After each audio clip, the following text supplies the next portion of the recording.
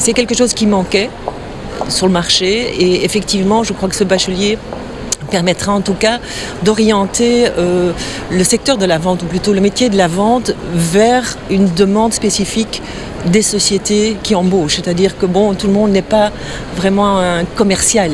On peut être vendeur, mais pas commercial, si vous voulez. Et je crois que le fait d'avoir ces études, et de permettre ces études en plus le soir ou le week-end, permettra à pas mal de personnes d'accéder à la demande réelle du marché. Nous, chez Chaussea, en France, nous avons une école spécifique, donc 3 écoles spécifiques, une à Metz, une à Lyon et une à Paris, où effectivement nous formons pendant 6 mois à 1 an des gens qui ont un bac plus 2, donc qui ont des gens qui ont une équivalence de diplôme grâce à ce diplôme. Donc les gens doivent avoir un bac ou un bac plus 1 et peuvent passer aussi des échelles en France. Et nous avons aussi l'objectif en Belgique de le faire dans les années à venir, quand l'expansion sera un peu plus avancée aussi. Et ce qui manque souvent dans les cursus scolaires, c'est l'expérience. Donc là, je sais que le PFC offrira des stages. Donc ça, c'est intéressant vu que le métier de commercial, ça s'apprend vraiment sur le terrain. C'est pas dans des syllabus qu'on apprend à être commercial. On apprend les techniques de négociation, mais le reste, c'est sur le terrain. C'est en faisant ce boulot qu'on l'apprend. Parce que ce qui est important quand on fait de la vente, c'est de savoir ce qu'on vend.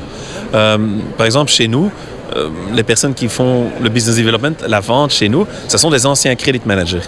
Donc, ce qui fait qu'on engage des personnes qui ont beaucoup d'expérience en credit management, qu'on forme au niveau commercial et qu'alors on lâche sur le marché. Le grand avantage, c'est qu'il vient chez vous et il parle avec connaissance de cause et il va vous vendre quelque chose qui est du sur-mesure avec connaissance de cause.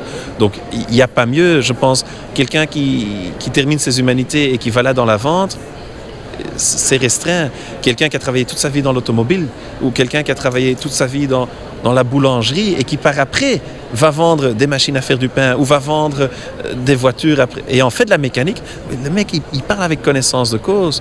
Donc oui, je pense que là vous avez une super initiative en disant écoutez, on prend des personnes qui à un certain moment ont envie de se repositionner sur le marché, qui ont un certain bagage, et alors toute l'astuce c'est d'aller vendre son expérience préalable.